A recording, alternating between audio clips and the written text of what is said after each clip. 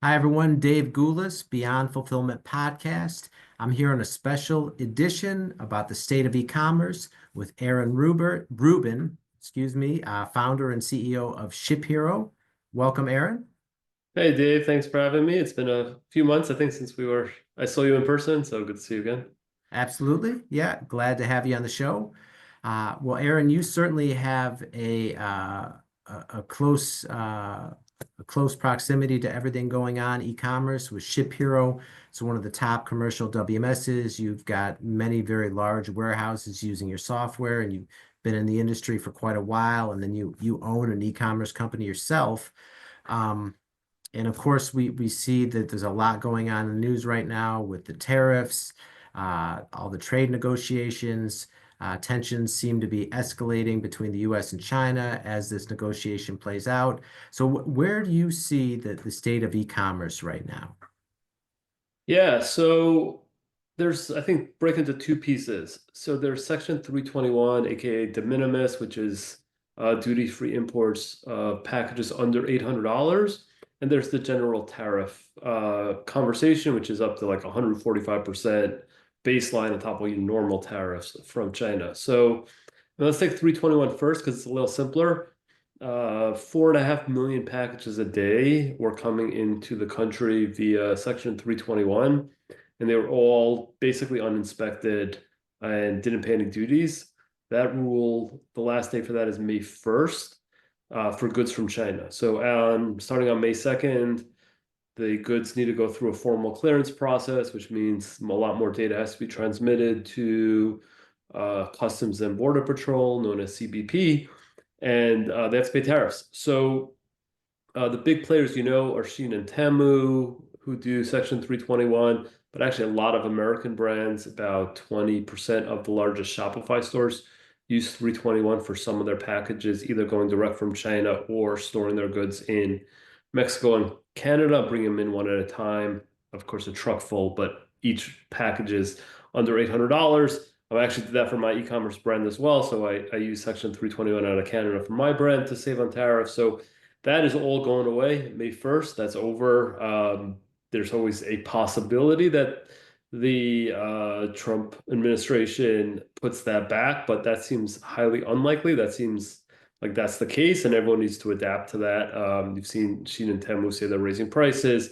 You've seen a lot of American brands move out of Mexico and into US 3PLs, and so that seems to be happening.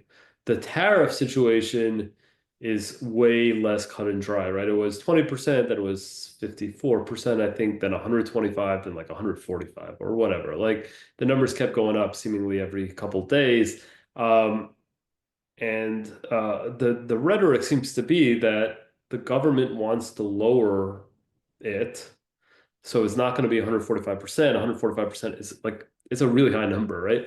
Um, so we have that going on, and then we have the tariffs from the rest of the world, where the U.S. slapped tariffs of 10% at a minimum. It was like 44%, I think, in Vietnam. Different countries had different rates, and then they paused that for 90 days. So it went back to 10% from everywhere for 90 days, but the clock is ticking on that as well. So as of now, they go back to 44% on in Vietnam in whatever it is, 2.5 months. So everyone in e-commerce is a bit frozen. Like they don't know if the tariffs from China are going to go away or how low they're going to go.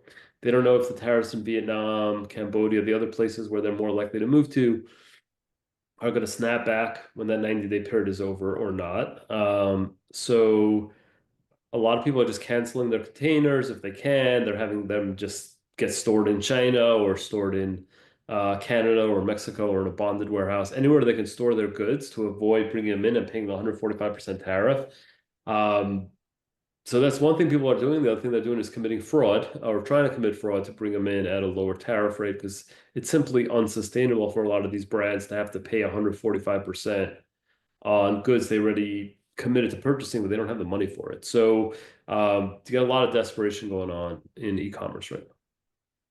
Yeah, and so diving into that, so the fraud piece of it. So when you talk about people committing fraud, they're basically under declaring their goods. So that way, even if the tariff's on, it'll be a tariff on a much lower amount, and then somehow they could sustain what that amount would be.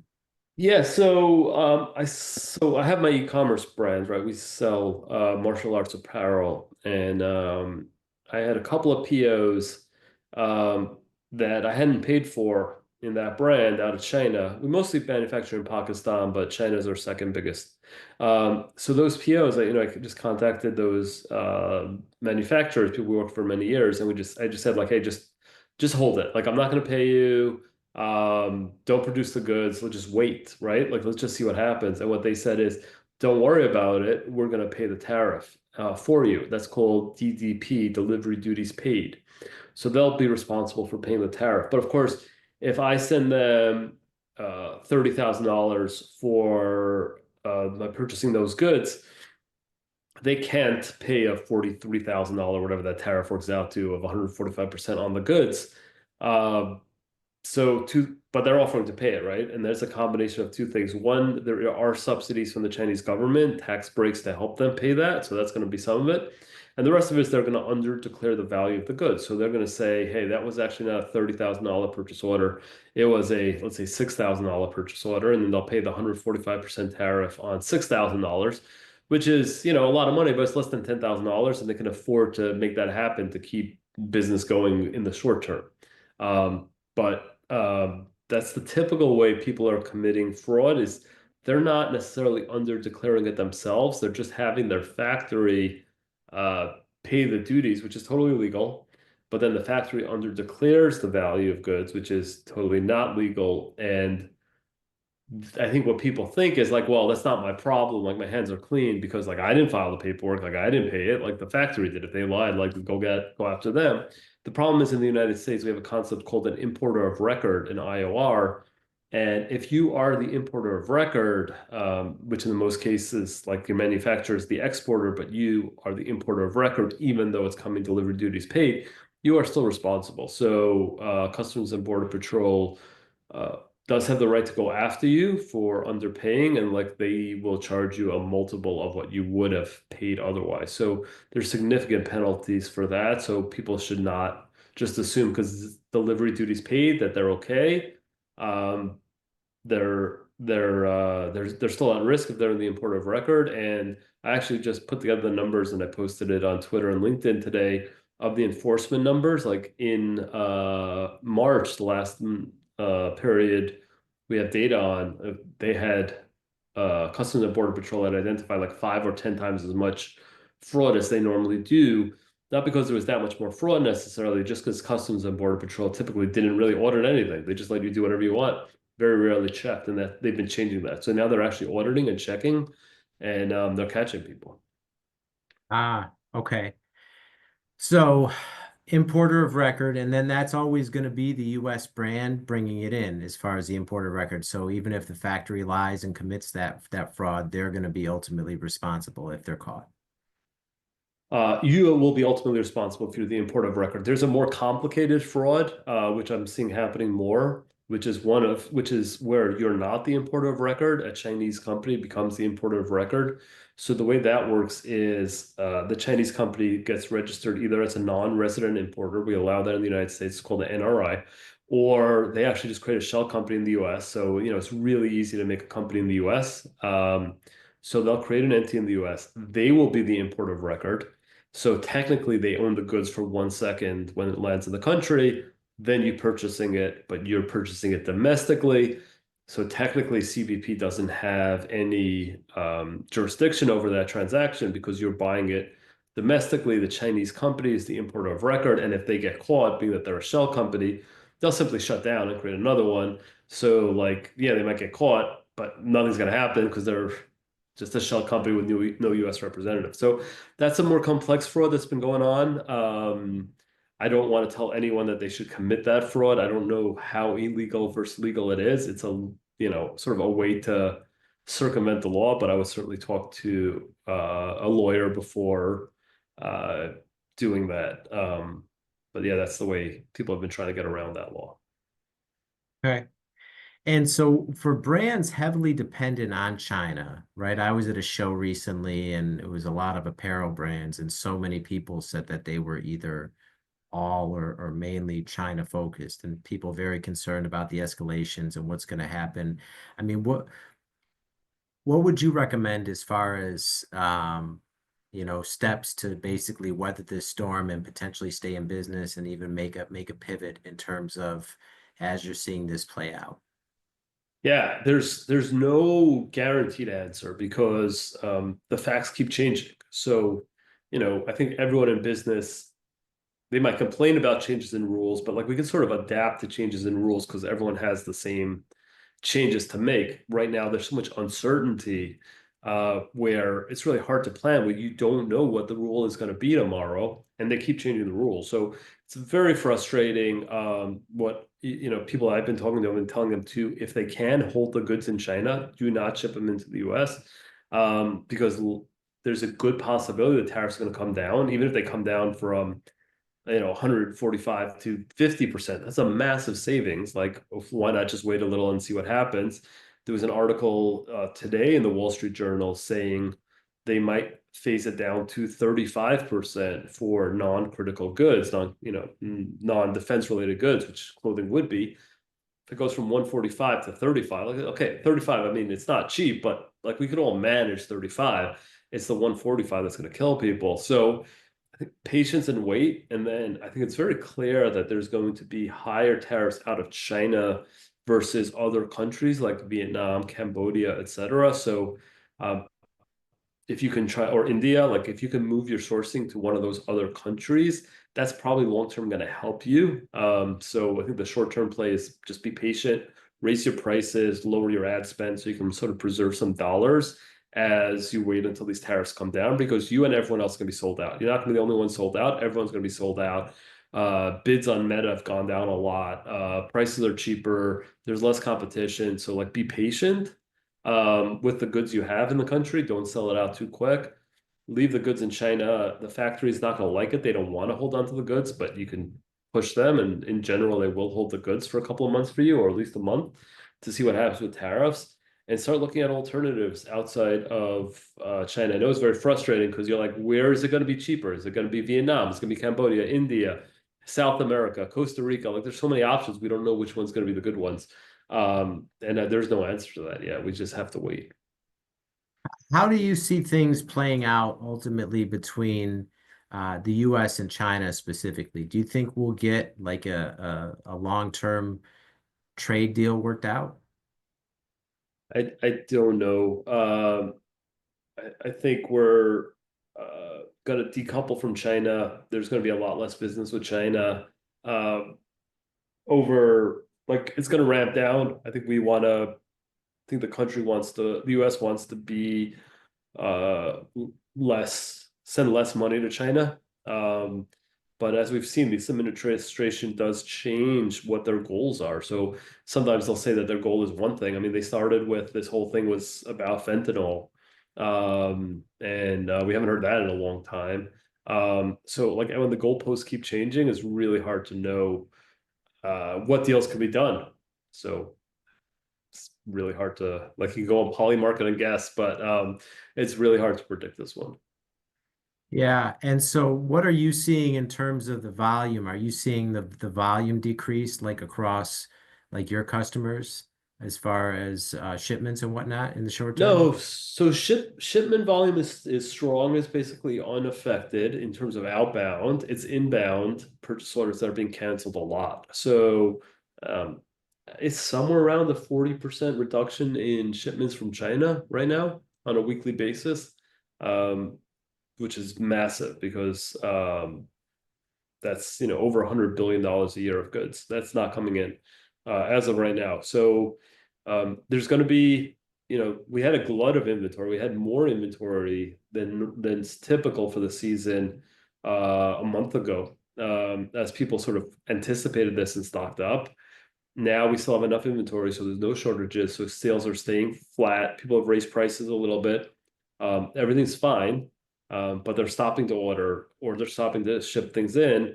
So we're going to get hit in, you know, 45 days-ish with the first stockouts if nothing changes. And you put a post out there recently about stocking up on some household essentials. I mean, do you see this almost as a COVID 2.0 type of shortage, if this problem doesn't get resolved and you continue to see this drop in imports where, ultimately a lot of these goods that we're accustomed to seeing that are primarily Chinese made that ultimately are going to be short in the market as all these transitions happen? Yeah, so we're gonna get uneven. It's gonna be like a jagged shortages where we got tons of certain things and very little of other things because there are certain goods, certain categories that have become dominated by Chinese sellers on Amazon, for example. And there's really no one selling those class of goods other than Chinese sellers on Amazon. If they all decide to not bring in the goods right now because of the tariffs and the enforcement and Section 321, all these changes, those categories are going to dry up. There's not going to be any goods. Now, American sellers will the American Amazon sellers are very good at finding the holes in the market and buying those goods up and manufacturing them, and they will close those gaps. But they won't know about those gaps until like they're sold out, right? And then once they're sold out, it's still going to take a couple of months to fill them. So there's going to be a period where we have certain classes of goods that are sold out and are really, really hard to find. What those classes are, like, I don't really want to try to guess, A, because I'll probably be inaccurate, and B, it'll take a lot of time. So I started just stocking my garage with just everything I need for the kids. So like that's just safer because I have the money and I have the space. So why not? I'll use it anyways. Like I just bought 800 diapers of the next size I need because like if there's no shortage, who cares? I'm just going to use the 800 diapers anyways, right? So I'm just doing that. I know that's not possible for everyone. And I'm optimistic that we won't have those shortages. It's just the risk of like running out of something crucial like baby wipes is real big pain in the butt. So if you can, why not stock up and just get ahead of it? Okay.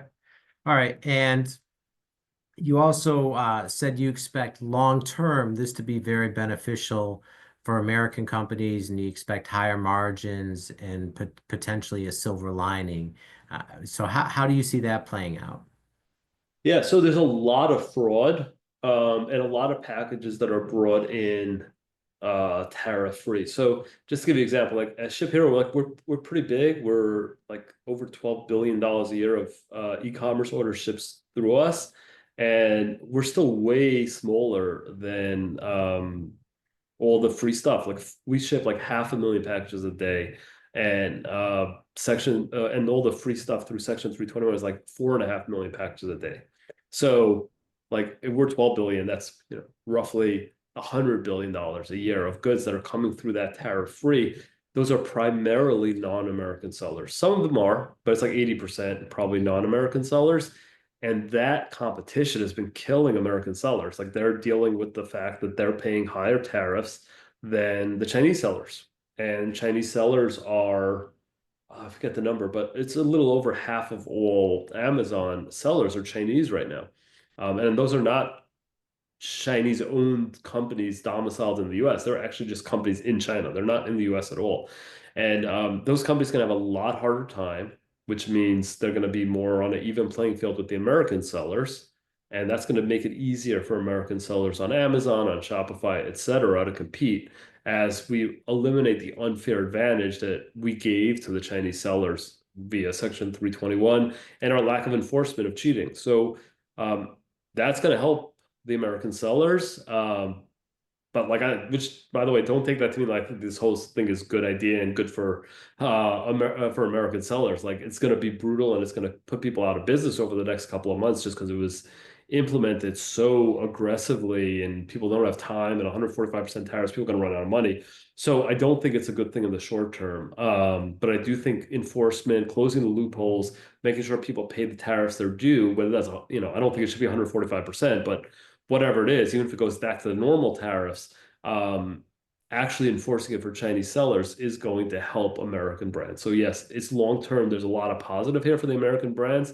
It's just the way the implementation is so aggressive with such a high tariff rate so quickly that unfortunately a bunch of American e-commerce sellers are just going to go bankrupt before they have a chance to take advantage of it. They're just not going to have the money. I mean, I was actually talking to someone today um, who's looking to sell his company like in the next 30 days because he's going to run out of money. And that's unfortunate and it's not necessary. And it's a business that's been around for years.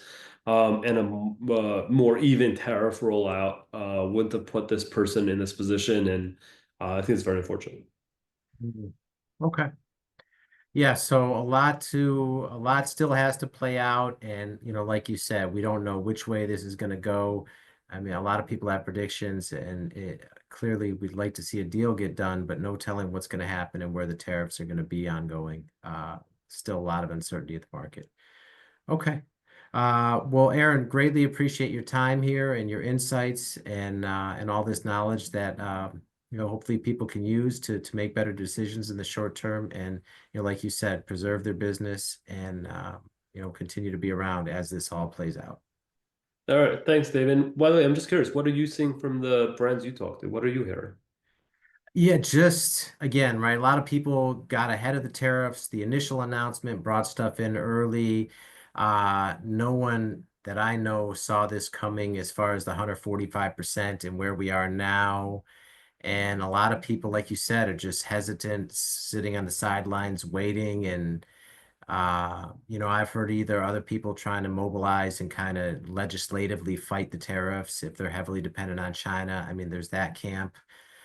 And again, right, every situation is different. And like you said, even these other countries that are potentially second, third, fourth options, we don't know yet how that's going to play out in terms of what those tariff deals are going to be. And it's not easy to pivot supply chains. So it's kind of very much a moving target. And again, right, just a lot of uncertainty and things are changing so fast that if people are stuck in that position, I mean, it's hard to know what to do other than you're really hoping this gets resolved and you can preserve cash and continue to stay in business and kind of weather the storm. Yeah, I think the key point is yeah, just weather the storm, don't go bankrupt, just like keep it together. I've been at this since I started my first one in college in 1999 as a teenager. So I've been through a bunch of ups and downs. The hardest by far being the, Great Recession, 2008, like consumer spending dropped off a cliff. I was selling martial arts uniforms. No one was sending their kids to martial arts classes when people that could barely afford their houses. People were losing their houses. So, yeah, barely survived that one. Came out the other end a couple of years later, had our best profit years ever. So, it's because it wiped other people out of the market. Like it is what it is. Like if you survive and you can make it through to the other end, um, a lot of times that's where the money's to be made. So yeah, I think if you can survive, just survive. Yeah, absolutely. All right. Well, Aaron, thanks so much. Appreciate your time. Best of luck with everything you're doing. Thanks, Dave. All right. That's a wrap.